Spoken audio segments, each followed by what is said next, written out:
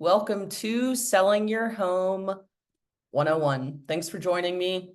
Let's jump in. A couple of rules as we have with all of our classes that we teach. Number one, please ask questions if you've got them. Number two, make sure you've signed in. Give us feedback after. If there's anything you didn't get that you want, let me know. Please use the information. And most importantly, if you are currently checking your home value on Zillow, for the love of goodness, cut that shit out. And I'll explain why later. All right, so quick agenda. I'm going to tell you a little bit about myself. We're going to run through the home selling process with a deep dive, and then we'll talk about a market update. Currently, it is February 28th of 2024. So this market update will be good for approximately 30 days. And if you listen to this after that, you should just ask us for a new market update because this one won't apply. Okay, so who the heck am I? My name is Chelsea Steen. I am 31 years old. I'm a realtor in Denver, Colorado. I'm also a current house hacker. We'll talk about what house hacking is here in a bit, but I personally have 5 doors. I built and sold a company in the past. So I started a painting business when I was 19, ran that for about 8 years before selling it and jumping into real estate. I got into real estate because I wanted to feel more fulfilled. So a couple things to know about my mission and approach. I'm very focused on education. That's why I'm teaching this class tonight. It's why I teach all of the classes that I teach. I love our education system for a lot of reasons, but I don't think that we teach people real life applicable skills like how to purchase a home, how to use credit cards, all of that. So anywhere I can, I try to fill in the gap. The second thing is I'm focused on long-term relationships. So I'm going to give you my phone number, my email, my social security number at the end. Take that stuff down, and please don't let this be the last time I hear from you. And then last but not least, I'm super focused on helping other people achieve wealth. And I think one of the best ways, fastest ways to do that is through real estate. So let's talk about the process. Quite a few steps involved here. This is where we're going to spend the majority of our time tonight. Lots of little details to get into too, but please just remember that wherever you are in the country, whether it's in Denver or somewhere else, this process might be just a little bit different. And then your home is going to have its own subset of things that are required. So all of this is kind of big picture stuff, but your specific home might have some little nuances to it. So the steps that we're going to go through in detail are, number one, you as a seller need to do your homework to figure out what it is that you want to do. The second thing that you'll do is hire an agent. Then you're going to fill out some paperwork. You're going to get your home ready for sale if that's what you choose to do. You're going to put it on the market with the help of your agent. There's some process stuff that goes on to help facilitate how everything goes, like showings, getting offers, etc. You will select and receive offers. Hopefully you'll take one of those and go under contract. And after that due diligence period for the buyer, you will close. The good thing to know on the sell side, if you haven't sold before compared to the buy side, is that so much of the work is done before the property goes live. On the buy side, you go get pre-approved, and then you do all of this work to find the home, and then you do all of the work to make sure that it's the right home for you. The sell side is pretty much the opposite. You do all of this work up front, you hit go, you sit back, you let your agent do all of the work, and there's not a whole lot for you to do other than sign a couple of documents. So if it seems like a lot in the first few steps, it is. That's reality. So first thing that you're going to do is do your homework. As a team, the Steen team, we are very focused on making sure that people make the best financial decisions for themselves at all times. And we do not consider ourselves in that equation. We are fiduciaries to you. It's our responsibility to act in your best interest at all times. So when we come to sit down with you to talk about you selling your house, you might be a little bit surprised if one of our first questions is, are you sure you want to sell? In fact, we might try to convince you to keep it, to house hack it, to rent it out, to do something else. So just know up front that when you sit down with us, we're not just trying to convince you to sell your home. We're only going to tell you to sell your home if that is actually what makes the most sense for you and for your goals. So you've got a couple of options here as a potential seller. All right, you've got this great asset and you're trying to figure out what to do with it. So the first one is what you came to this class to learn about, right? Which is sell. So you can put your home on the market, you can sell that property, you can take your equity out. The second thing that you might look at doing is what's called house hacking. So house hacking is basically where you live in a portion of the property and you rent out another portion of the property to help cover or offset your mortgage. So why might someone think about house hacking? Well, a lot of people purchased homes over the last, year or so, and interest rates are a little bit high. And maybe they feel like, hey, this interest rate's a little bit higher than I want it to be. And I don't feel super comfy in my house. I feel like I might not be able to afford it. So house hacking would be a great option for those people. Rent out a bedroom, rent out the basement, rent out some portion of it to see if you can hold on to that asset to wait until the perfect time for you to actually sell it. So we've talked about sell, we've talked about house hack. The third option is you might think about renting it out. So go buy your next home if you need to move into a new home. You've got a growing family, you have a job change, something like that. But then maybe you could hold on to this house and not sell it whatsoever so that you can actually start building your rental portfolio. And then last but not least, one of your other options is a common conversation we're having with sellers is maybe you add on or improve your current home to make it what you need. Right. So we're going to kind of run that scenario with you of, well, I love this house. I'd love to stay here, but I just need an extra bedroom. And if I could make an extra bedroom on this property, I would hold on to it. So we can actually look at what it would cost you to add that extra bedroom and do the addition and see if that makes sense for you to hold on to, or if it does make sense for you to sell and just go buy something. So just to be clear, all of these options may or may not be available to you depending on your situation, but these are the most four that we're commonly, or the most common four that we're talking to sellers about. So in order to make a decision between those four, there's a couple of points of information that you're going to need to gather and have ready, or at least have thought about to some degree. So the first one is, why are you selling? Are you relocating for a job? Are you trying to get some of your equity out and scale up and buy a bigger home, a trade-up home? What is the reason that you're selling? The second thing that you'll want to know is what your current mortgage payment is. The third is, what do you need to net? This is one of these items that I feel enough sellers don't have ready to go when I go to sit down with them, is they haven't really thought through, hey, what do I actually need to pull off of this sale for this to make sense for me? So when I say net, I mean for you to sell your home, pay off your loan, pay realtor fees, pay title fees, et cetera, and for you to actually walk away with cash in your pocket. The other piece of info that's important to know is what your original purchase date was. So if you've purchased your property and not lived there for 2 of the last 5 years, you could be potentially on the hook for capital gains tax. So that's one of those things that we want to look at. I've got a seller that we're going to hit the market the 3rd week of April, because we know that with a standard closing time frame, we'll get right past her 2-year mark so that she's not on the hook for capital gains. What's your ideal timing? Right? Do you have kids that are in school? What's the date that they get out? When would you want to be moving? Gather some of that information up front. And then last but not least, where are you going? And what does that look like? Right? Are you trying to buy something? Because we probably need to get you pre-approved. Are you going to go back to renting? What does that look like? Have some thought at least to that. And of course, if you have questions, we're the experts and we'd love to help you. So speaking of experts, after you've done your homework, you've gathered some preliminary information, the second step is to hire an agent. That photo in the corner is my team. We were recently ranked the #1 mid-sized team at York Castle Real Estate out of 800 agents. We're very good at what we do. We take it very seriously. So if you decide to interview our team, it might be me that you sit down with, it might be someone else. So just know that up front, that we all work together.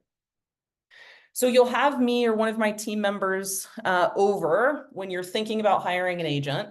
And we're going to do a couple of things for you. And actually, our first listing appointment, we're going to go over a lot, in fact.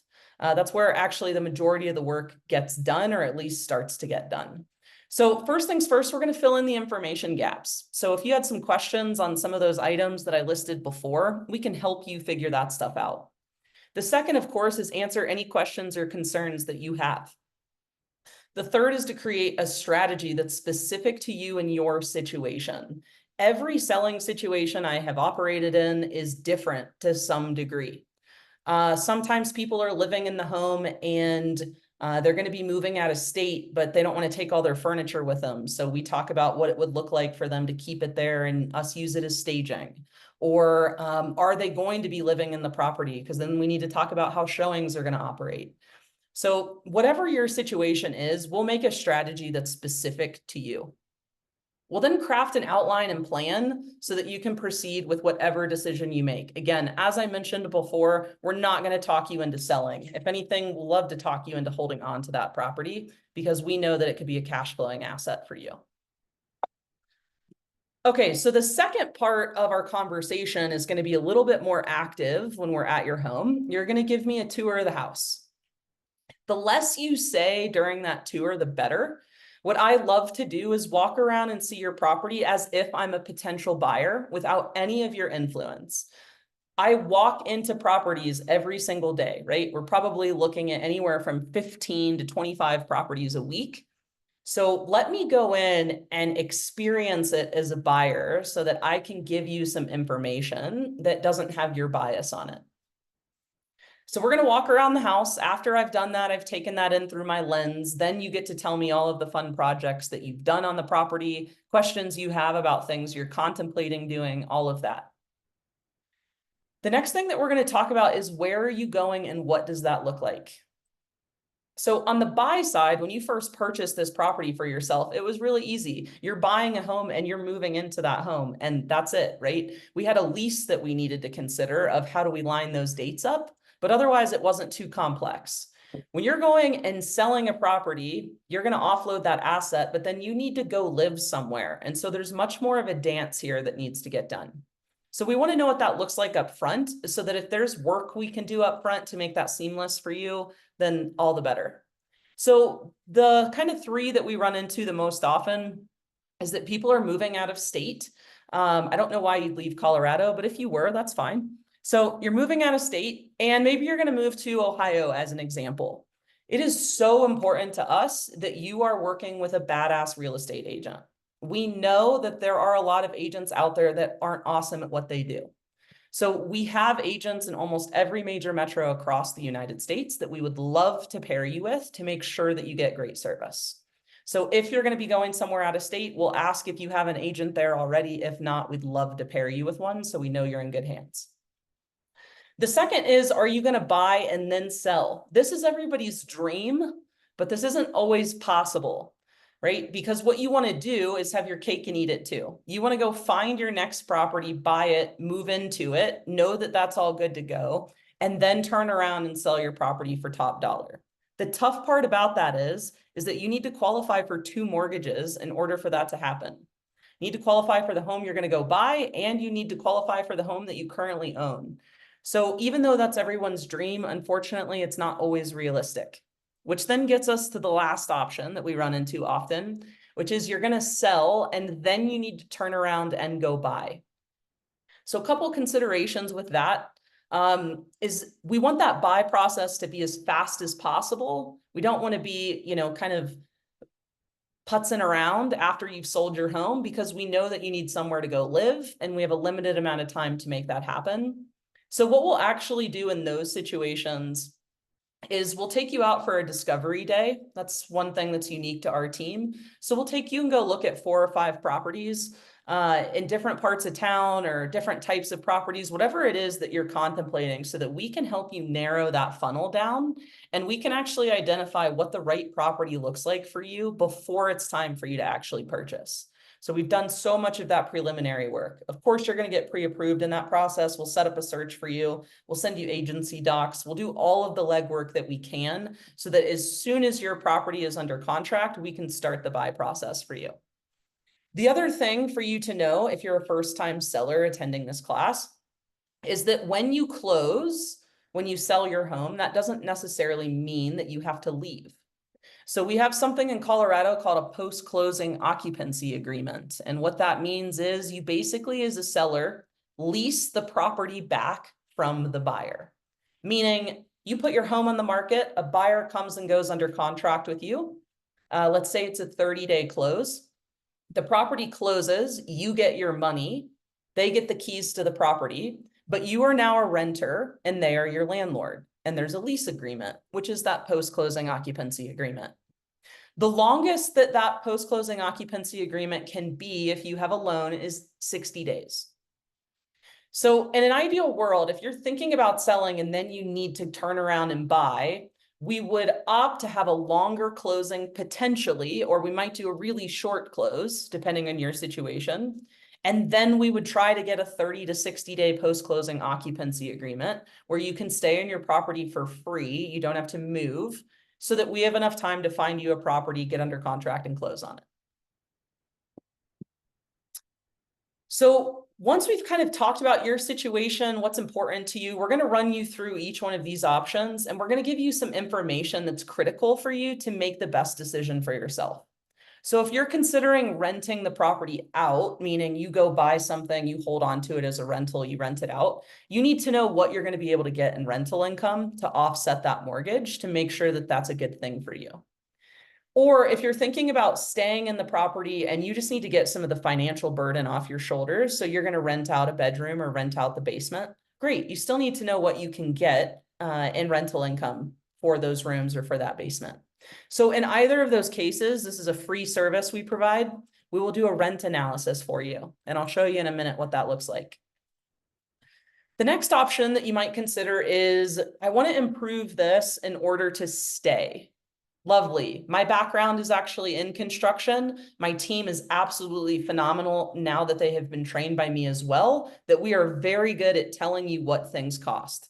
So if you say, hey, I would love to stay in this property, but I need to gut this kitchen, perfect. Based on the size of this kitchen, my contractor is going to charge you $30,000 for you to do that. Is that feasible for you? Are you willing to put in that work? There's this fun thing called the pain in the ass factor of, is that something that you want to do while you're still living there? Maybe you've got kids, maybe that doesn't make sense. Who knows? So we'll run you through what's it that you need to do, how much is that going to cost, and then what's the timing involved, what's the effort involved, and you can see if that makes sense. And then finally, we'll get to the reason you called us to begin with, which is, do you want to sell? And if you're thinking about selling, we're going to provide two pieces of information for you. The first is what's called a CMA, which I'll show you in a bit. And the next one is a net sheet, so you know how much money you're going to make. All right. I'm going to say the forbidden word, zestimate. So I want to talk about what the difference is between a CMA and a zestimate, so that you know why a CMA that we provide to you is just a little bit better. So the differences between a CMA and a zestimate. So a zestimate is on Zillow, right? It's an estimate of the value of your home. And basically what Zillow is doing is they're looking at comparable sales in the area. They're looking at what the average price per square foot is and essentially multiplying it by the square feet that you have in your home. I just need to tell you that if Zillow was able to accurately price properties, I wouldn't have a job. So the fact that I'm still sitting here teaching to you tells me that they're not doing a great job of coming up with these values. So the downside of this estimate is that it's inaccurate. I just did a CMA for a client. I did two actually yesterday. One of them, the Zillow estimate said it was worth $531. I ran comps. The property is easily comping out between $560 and $575. And my sellers were feeling nervous of, oh gosh, are we not going to get what we think we're going to get? No, just the Zestimate's wrong, because there were two properties that sold recently that were not improved, and it drove the numbers down for price per square foot. So a Zestimate is inaccurate. It's based off square feet. Therefore, it's unreliable. An appraiser is never going to consider what a Zestimate is. So that's a nice little piece of info, but it's not actually going to help you in your sale or refinance process. But the one positive about a Zestimate is that it is there for you waiting at all times. It is instant. So that can be nice.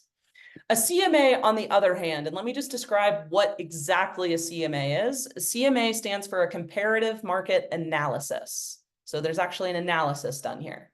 So what I do if I have a client that says, I want to sell my property, is I say, great, I look at their property, and then I go and look at comparable sales in the neighborhood. So things that have sold recently with similar beds, baths, square footage, build year, construction type. You know, if you're comparing a two-story home, I've got to compare to only two-story homes. I can't compare to a ranch. So I'm going to find what we call comps. in the area that are a good representation of what your home could sell for. I'm going to compare each one of those comps to your property because no two properties are created equal. Even new builds, there's differences. And I'm going to make adjustments between the two, right? So maybe yours is larger, but this one has an extra bedroom, yada, yada, yada. And I'm going to compare your property to that one and say, okay, well, this one sold for X, yours is better in these ways, and so yours is worth Y.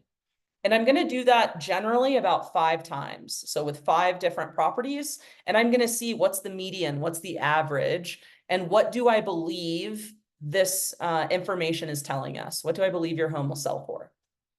So this takes me roughly an hour to do with a standard property. If yours is unique, it might take 2 or 3 hours, depends. I've had some real doozies before. A CMA, the benefit of it is that it's accurate. It's customized to your home. It's not a blanket algorithm.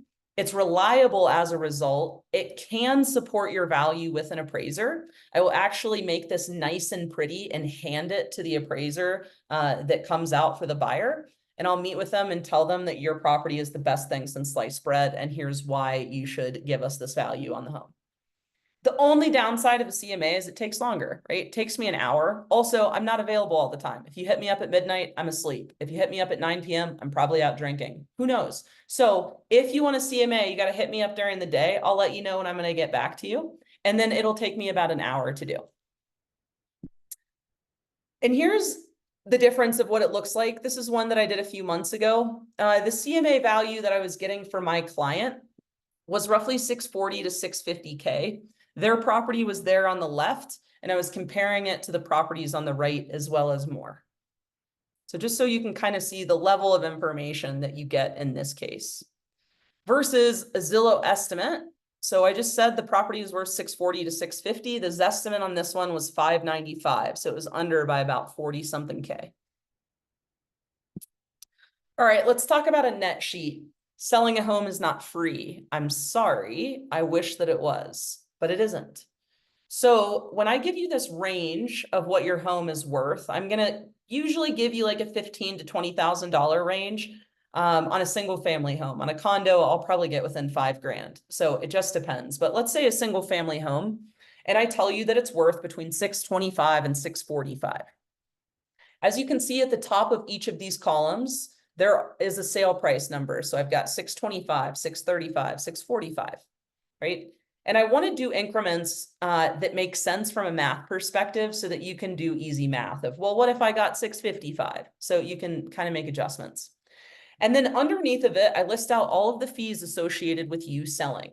So one of the first ones here is title work. When you purchased your property, you likely did not pay for that. The seller paid for that. Now it's your turn. I typically use land title, but you can always shop around and try to get things cheaper. So that's what the title cost is. It is based off of the purchase price. So you'll notice as the purchase price goes up, the title cost changes. The closing fee, this is what the title company charges to hold a closing, traditionally split between the buyer and seller. So this is how I wrote it. The next is your loan payoff. So whatever your loan balance is, you do have to pay that off when you sell the house. So that's going to come out of your proceeds. So whenever I run a net sheet for somebody, usually by the time they actually go and close or sell, their loan balance has gone down a little bit because they've made another payment 2, 3, 4 since I ran this. So your net should actually end up being higher. The next one is real estate tax. So you got to pay to stay, right? So as long as you live in a property, you've got to pay the taxes for it. So in this case, I assumed that the buyer, the seller was selling on October 31st. So they would owe for real estate taxes all the way from January 1 to October 31st. So that's what you see there. It's taken as a debit and it's given as a credit to the buyer. And then you've got commissions. So typically, and all things are negotiable, but typically when I am working with a seller, I ask the seller to please pay my commission as well as the buyer's agent's commission. You can say no to paying both of those. If you say no to paying me, awesome. I'm probably not the gal for you because I don't work for free. If you say no to paying for the buyer's agent, I also probably am not the gal for you. The reason I say that is Traditionally, when I have operated on the buy side or on the sell side, the seller is paying the buyer's agent's commission. If you choose to not pay the buyer's agent's commission, buyer's agents may choose to not show your property, which makes my job a hell of a lot harder, right? Also, if the buyer is going to be on the hook for their agent's commission, guess what they're going to do?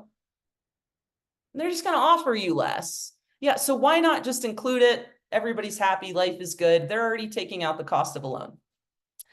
So nonetheless, once all of these fees come out, you can see what the due to seller or owner is in each case. So at 625, it was about 35K, and it goes up about 10K with each 10K in purchase price, more or less.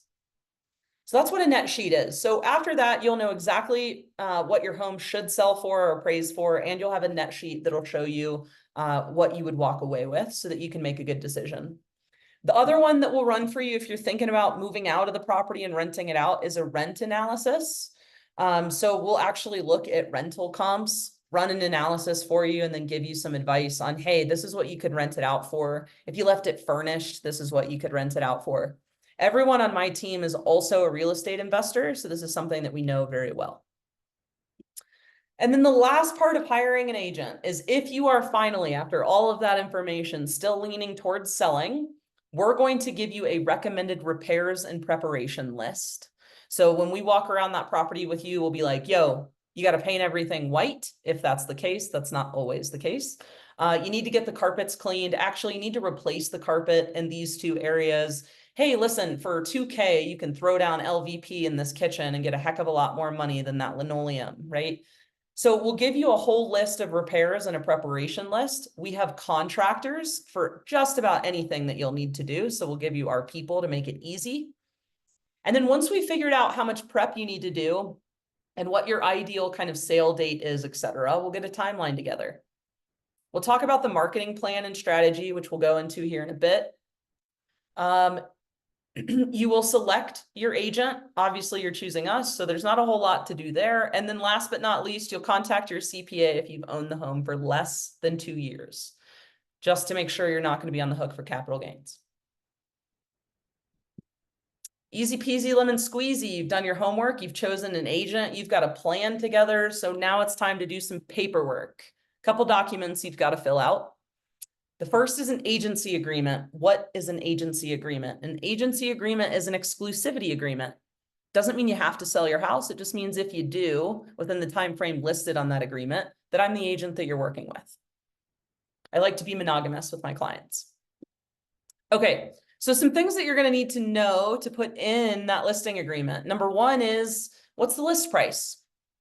We won't always put that in the agency agreement. Sometimes we sign these agency agreements 4 or 5 months before we're going on the market. So we'll leave it as TBD, because once we get about 6 weeks out, we'll run a new CMA for you. And then once we're 2 weeks out, we'll run a new CMA for you. And then once it's the week of, we're going to make sure nothing else has hit the market or closed that could affect your list price. So we'll usually actually agree on the list price the week of going live, but you'll have a really good idea all the way up until then. You're going to also need to know what is included. Are you leaving all of the curtains? Are you taking the refrigerator with you? What are you taking and what are you not? What are you willing to leave? That's got to be listed on there. We also need to know if you have any monetary encumbrances on the home, meaning what is your current loan balance?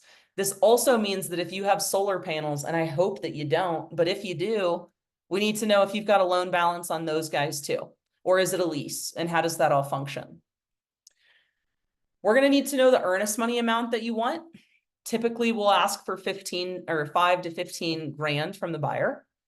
We need to agree upon commissions that you're paying to us and to the buy side. If you're paying the buy side, we already know you're paying us.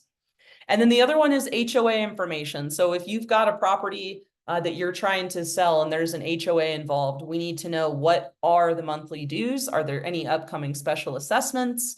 What do those monthly dues include, et cetera, et cetera.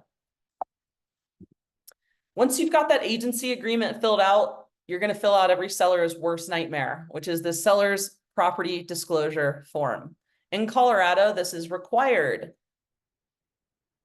Basically, what this form is, hey, seller, tell us everything that you know is wrong with this property. So you're going to list out Any known material defects with the property. You're going to put them in there. If you have questions, we will help you. This is the form that is going to get you sued after the sale. I don't know about you, but on closing day, when you get your check, I would love for this chapter of your life to be closed forever and not reopened. So fill this form out correctly so that you don't have to worry about this. When in doubt, disclose. So one of the common questions I get from my sellers is, hey, I had a leaky sink at one point. I had it fixed. List it. What's the harm in listing it? It's not currently an issue, but no buyer is ever going to be able to come back and say that you didn't tell them about the leaky sink. So if you have concerns or you have questions, you're probably better off disclosing if it's, should I put this in there? We also like to use this as an information sheet too. So it doesn't just have to be, here's everything that's wrong with the property. It can also be, here are some of the things I've done to improve it, such as the water heater. Okay, hey, the water heater, it's from 2021. I just replaced it. It's got an X-year warranty on it. This is the company I used. Here's their phone number. Wonderful. A buyer would love to see that. So you can use it as an information sheet as well. After you fill out that seller's property disclosure form, you're going to sign a square footage disclosure. We fill that out for you. And a lead-based paint disclosure if your home was built prior to 1978, and a couple of other forms depending on what you've got going on in your property. But honestly, nothing too scary. It's just that seller's property disclosure form that takes a little bit of time. So you're trying to rack your brain as to what's everything that's gone wrong on this house, or that I know is wrong because I really don't want to get sued, because Chelsea scared me and told me I might get sued. Okay, so you have done your homework, you've picked an agent, you've done all the paperwork. Now it's time to get the house prep done. The overall goal, I see sellers over improve things sometimes or try to do too much. And it's not always necessary. Let us save you money. Let us tell you exactly what you need to do and what doesn't matter as much. So number one is that property needs to be squeaky clean. Squeaky clean. You might be great at cleaning, but you know who's better? A professional cleaner. So we're going to try to get a professional cleaner out. The second is we want it to be decluttered. I love your stuff, but other buyers might not like your stuff. And it's not going to photograph as well with all of your stuff in it. So we're going to have you pretty much keep almost all of the surfaces clean of stuff. Just shove it into cabinets. The next is we want it to be warm and inviting. So when a buyer steps foot into your property, they need to be able to visualize themselves living there. And it's so distracting if a buyer steps into a property and they can't see themselves living there because it's so apparent that you live there. So we want to depersonalize everything as much as possible and make it warm, cozy, and inviting for someone to visualize themselves living there. We want it to be as move-in ready as possible. It is proven that move-in ready properties make way more money when you go to market, especially right now. The market is down a bit, interest rates are high. People don't have buckets of cash laying around to improve a property because they're worried about affording their monthly. So the more move-in ready that your home is, the better. You will get more buyers, you will get more money. And then last but not least, we want buyers to be able to visualize the space to its fullest potential. So we'll stage it, right? If there's an awkward space in the basement and it's like, I don't know what to do with this, maybe it'll be a kid's play area. We'll stage it that way. But we want to show the highest and best use of every part of that property so that somebody can see it exactly as they need to. Unfortunately, buyers are not great visualizers, so we need to paint the picture for them. And then the highlights, which we'll call out here in a bit. The other part of house prep is you're going to do any repairs and updates. The most common that we ask our sellers to do are paint. It's not always the whole house. Oftentimes it's not at all. Sometimes it's touch-ups if you've got great colors. Other times it's just a room or an ugly wall. New light fixtures are huge, especially in dining rooms, kitchens, etc. They're not very expensive and they can make a big difference. We do ask people to do small upgrades to kitchens and baths. So, hey, let's throw on new countertops and paint those oak cabinets with some new hardware. Or in the bathroom, if you would just swap out the vanity and put up a pretty curtain, this is going to show a lot better. And then any obvious needed repairs as well. You'll get the home cleaned. You'll get the carpet cleaned. We'll get the exterior ready to go. That's always a huge one, especially this time of year because it's ugly, because it's winter right now. It's even harder in the summer when everything's growing like crazy and you're trying to keep it pristine 24/7. So we want the yard mowed. We want all of the sidewalks blown. Ideally, the home would be power washed. The windows are clean. You've got a nice mat out, a wreath, and some flowers. And then one of the things we ask our sellers to do on single family homes and some townhomes, depending on who's responsible for what, is we'll ask you to get that sewer line cleaned so that the buyer can do a scope on their own and not have issues. And we'll ask you to get the roof inspected. We want to know if there's a problem with one of those two systems up front. You don't necessarily need to fix it, but what we'll want to do is know, is there a problem? We'll want to get a quote for repair, and you'll have that available so that if the buyer brings it to you, if this is something I want you to fix, you're already ready to go and you know how much that's going to cost.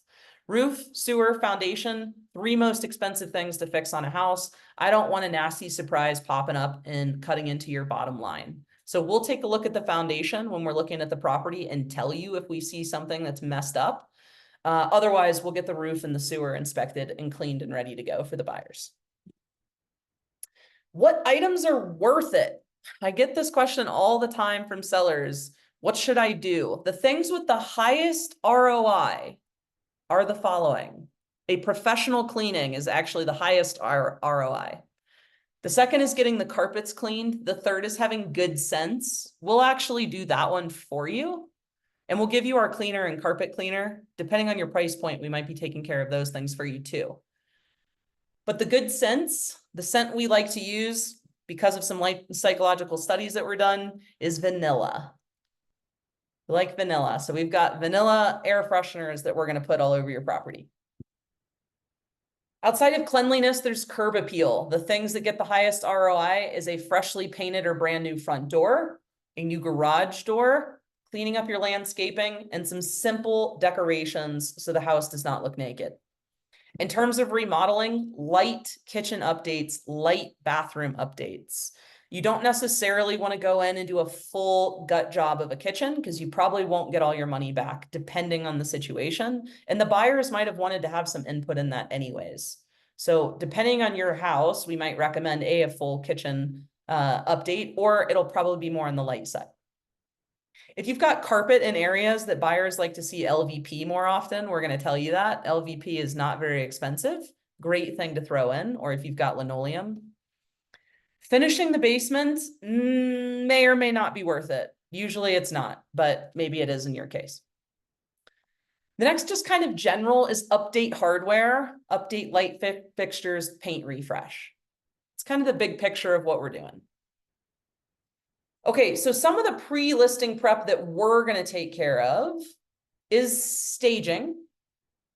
Staging has a 4 times ROI, meaning if you pay $2,500 for staging, you should make $10,000 more in your sale price.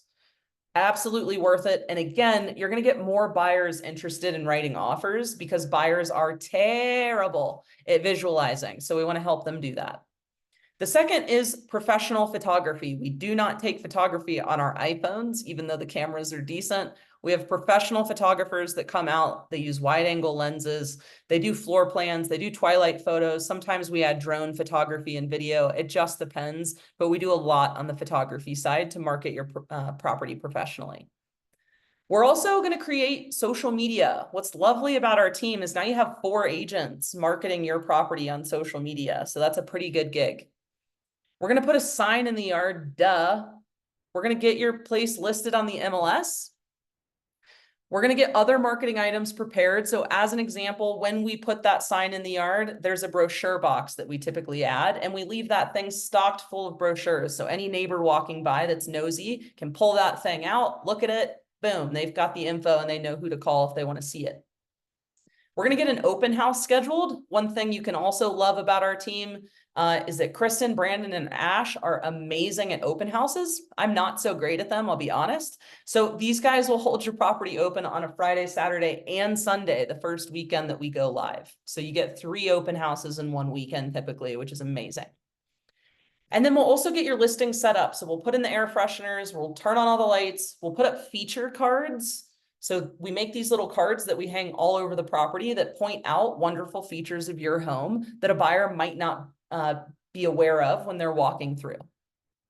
And then we also give booties and ask people to take their shoes off because we want to keep those clean carpets and the property clean. And then we go live. Fun fact. So a lot of sellers don't think about this, and that's why they go for sale by owner. But according to the National Association of Realtors, 89% of buyers last year worked with an agent. So a lot of our marketing and a lot of what we're doing for you as a seller is actually marketing to agents, because it is agents that have the buyers. So we're marketing to buyers, but we're also marketing to agents. So I'll give you some of those examples.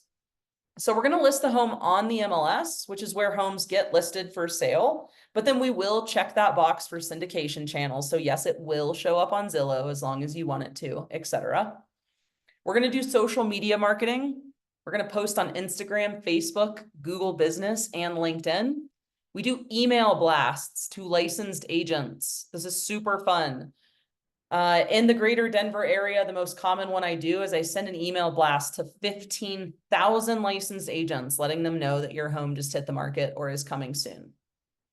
We'll do some paid ads online if it makes sense for your property. We create brochures that we leave in the house and leave on the yard sign. Of course, we do the sign.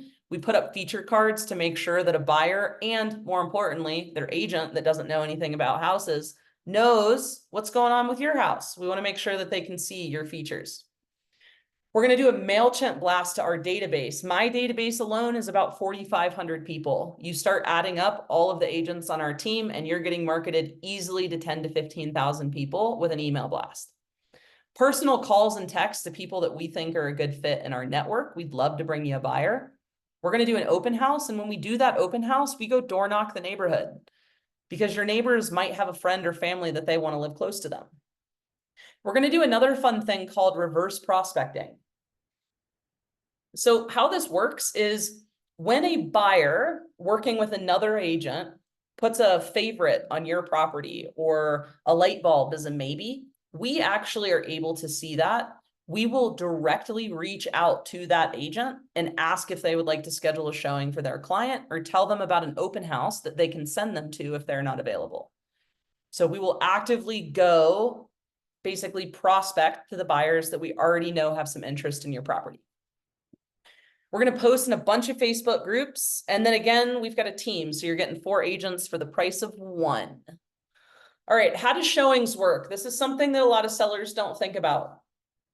And a lot of sellers ask me, so you're going to be around for all the showings, right? Wrong. I don't have that kind of time. I can't address every single buyer that's going to come to your property. And I don't need to because they're going to be with their agent. So the way that this works is we set your listing up on a professional showing service. That service then allows licensed agents only to schedule showings on your listing. We'll put a lockbox on the property, so only the licensed agent gets access to that lockbox code during their scheduled time. So it's a pretty secure way to do showings. So the buyers schedule through their agent and they show up with their agent. I am not present unless I am showing my own prospective buyer. So somebody calls off of a sign, it's one of the neighbors, or I've got a client that's interested. I will personally take them through, absolutely no problem. The other thing I'm happy to do is sometimes other agents are super busy and can't get their clients in or they're out of town. And I'll tell them, listen, I'll show your buyer the property. I'd rather me show your buyer the property and sell the shit out of them rather than some other agent that doesn't know this house as well as me. I'd love to show it to them. Happy to go out of my way to do that. And then you get some say in the matter too. So we'll agree on the schedule, the notification settings, and the approvals. So you can actually approve showings or deny them if you want. You can require a 2-hour notification before a showing can happen. So you can prepare, et cetera, et cetera. So now you're on the market. You don't get to do a whole lot. You just lean back, relax, just wait for me to call you with good news for the most part. So what I'm going to be working on is I'm going to try to facilitate some offers. I'm going to try to get offers in for you, which is usually me calling agents and asking for feedback on the property, texting people, trying to come up with solutions if it seems like someone's interested to try to get an offer out of them. So let's say you get an offer. I'm going to review it for you. And I'm also going to note some counterpoints that I might want to make to that offer. I write a pretty clean offer myself, and I'm pretty critical of others. So if there's something that I see that looks sloppy or risky, I'm going to point that out to you because it might be worth you sending a counter over to that buyer to get some of that stuff cleaned up. If we received multiple offers, and right now we likely would if your place is move-in ready, I've got a beautiful multiple offer spreadsheet that I will fill out for you. So I will review each offer by hand, and I will fill it out so that you have a side-by-side comparison of what each offer is offering, so that we don't have to individually go through all 10 offers you received. We still will, but the spreadsheet is what helps you see it to actually be able to compare. I have to go through each offer with you in detail, I'm obligated to. So we do have to take that time. From there, you're going to pick your offer that you want to take. And when we do that, we're going to ask for some proof of funds, right? Show me the money. And we're going to do some lender interviews. So if that buyer has a lender, we're going to call that lender and make sure they know what the heck they're doing and that that buyer is really, truly qualified to purchase the property. Once you've picked the offer you want, we've done the interview, you know that life is good to go, you'll accept that offer potentially, and you'll be under contract. Once you're under contract, again, there's not a lot for you to do. For the most part, I just need you to get out of the house a couple times and to sign a few documents. We've already filled out all those disclosures, all that paperwork that we talked about at the beginning, that's all done. Easy peasy lemon squeezy, we send it over to the buyer, they review it, they sign it, or they let us know if they have questions. The second thing that happens is earnest money. We already picked the earnest money amount that we wanted. That was written into the offer. The buyer just goes and drops off the earnest money to the title company that you selected. The buyer is then going to do their inspection. So all we really need from you here is to make sure that all parts of the house are ready for an inspection, meaning don't lock up the garage and not leave a key, right? If you've got a shed out back, leave a key for it. Make sure that the inspector is going to be able to access everything. If you've got a lock, which you shouldn't, on your electrical panel, take it off. So the inspection is going to then happen, and then negotiations will follow. So let's say the buyer goes out, sees that the roof needs to be replaced. Luckily, you already knew about that because we asked you to get it inspected before. You've already got a quote to repair, and you can decide if you want to repair or replace it. But hopefully we'll come to some sort of an agreement between you and the buyer so that we can keep on moving. Once we get through inspection, which that's honestly the most likely time that a deal will fall apart, and about 25% of deals fall apart. However, only 5% of our deals fall apart. So we have a very low termination rating in the industry. So after those things are done, the title company is going to get to work. Great news, you've already picked the title company. Other great news for you, I order the title work. You don't have to do anything. It's beautiful. Just know that you've got to pay for it at closing. That's one of the things that was listed on your net sheet. The other thing that'll happen is HOA documents, if that applies to your property. Again, you don't have to do anything. We do that for you. Sit back and relax. Life is good. Whoops. The next thing is due diligence documents. So if you've got manuals to any appliances, you've got receipts for work that you've done, old inspections, utility bills, any info you've got on the property, you want to have gathered that before we hit the market. And ideally you leave that at the property in a drawer so that the buyers can access that during their inspection. The next thing that happens is the appraisal. Good news for you again. You don't have to do much. I just need you to make sure that the house looks the way it did the same time that we went and did showings on the property or we had an open house. So everything looks clean and good to go. I will get there early and also make sure it looks clean. I will turn on all the lights. I will open all of the blinds. I will put the good smelling stuff out. I will make sure that that property looks good to go when the appraiser shows up. I'm going to hand them a packet. It's going to include the CMA that I did on your property, as well as any improvements that you've made, anything I want them to know about the competition on your home, aka 10 offers were received and here's where they fell. Definitely this house is worth X. And anything else that I can say or do to make sure that that property is going to appraise. The loan approval that happens for the buyer is going on the whole time the deal's going on. Our team regularly with our TC checks in with their lender to make sure everything's looking good. So that whole time that we were under contract, there wasn't a whole lot you had to do, just a couple phone calls from us and signing a few documents. Otherwise, hopefully you just get to show up on closing day, sign, get paid, and then take a big freaking breath because you just sold your property. And just like that, easy as pie. Does anybody have questions before I run into the market update and pricing strategies? There's only a couple more minutes left of info, and then I'll ask for questions again. Any cuestiones? No preguntas. Okay, vamos. All right, let's talk about timing.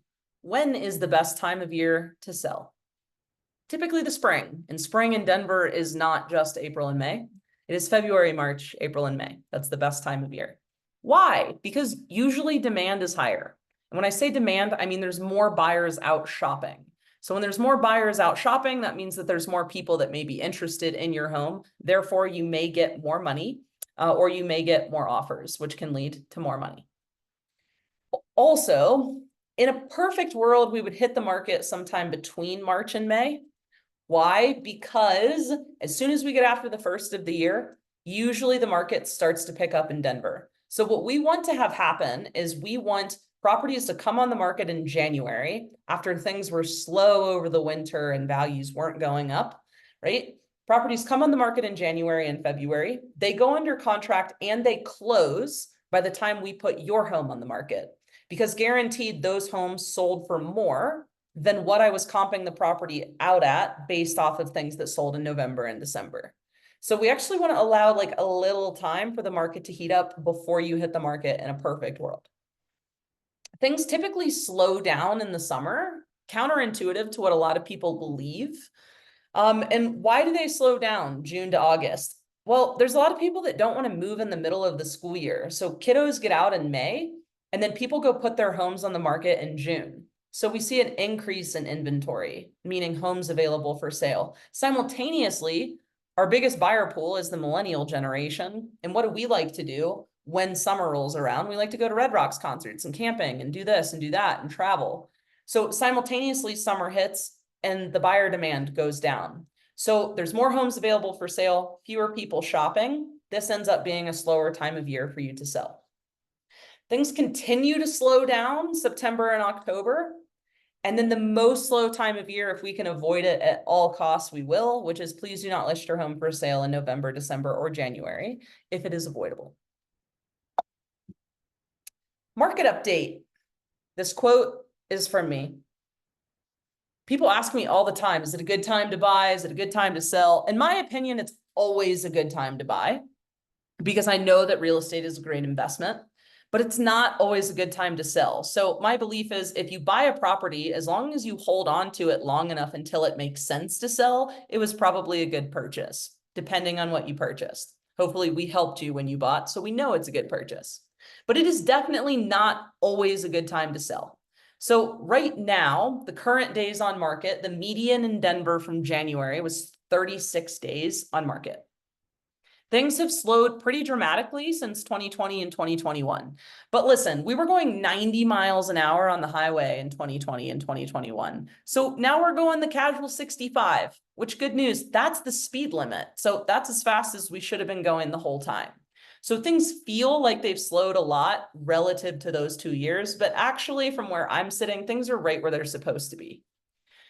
The thing I do want you to know if you're thinking about selling at this moment, and again, if you are watching this class and it's 4 months from February 28th, 2024, this market update is not going to be valid for you. But at this moment, interest rates are still relatively high versus purchase prices. And so buyers are not willing to buy properties that they have to go put a ton of work into. So for move-in ready homes right now that are appropriately priced, we are back to multiple offers. I had some unlucky buyers over the weekend. A property had not hit the market yet. I begged the agent to get in over the weekend. Someone on my team showed them the house. This property was listed at $779,000. We quickly got an offer together. We were the first people to get an offer in. And over the next 24 hours, while the seller was trying to make a decision, 3 more people submitted offers. And by the time we knew it, by the time it was expiration on our offer, the price had gone from $779 to the highest bidder at that point had offered $855. Beautiful move-in ready home in a great neighborhood. So we are back to that point of multiple offers if your property is move-in ready and well priced and marketed. Some people have asked, why is the market balancing out? Well, there's some uncertainty around interest rates right now, right? Rates were unbelievably low, and then they went up faster than they've ever gone up, April of 2022.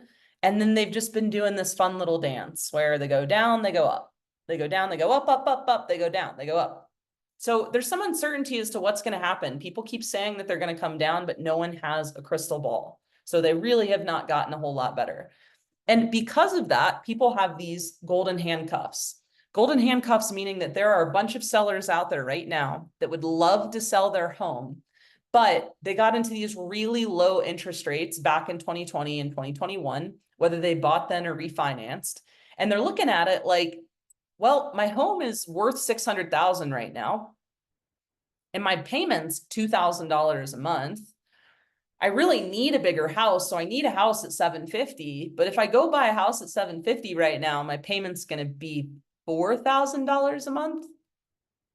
And so because of interest rates, it doesn't make a whole lot of sense for people to get away from their current low interest rates into higher interest rates. So a lot of people aren't selling either, and so the market has slowed. So that's the market update. Pricing strategies, again, depends on where we are. When we're in a rapidly climbing market like 2020 and 2021, the only thing that you could do wrong is overprice. If you underpriced it, no problem, as long as you were patient. Multiple offers would come in and drive the price up to what it should have been. When we're in a rapidly declining market, the only thing you can do wrong is underprice, because no buyer is going to pay you over your list price, so you just leave money on the table. And then we're more in a balanced market, which is more of where we're at now. You should just price accurately to what your home is worth and let the market do the rest. All right, I told you I was going to give you my social security number, but I'm a liar. There's my handle. It's good for Instagram, the Book of Faces, and other places. That's my website. If you want a one-on-one meeting, that is my cellular device. If you need lenders, agent referrals, because you're in another state, contractors, there's my email. Otherwise, let's open it up for questions.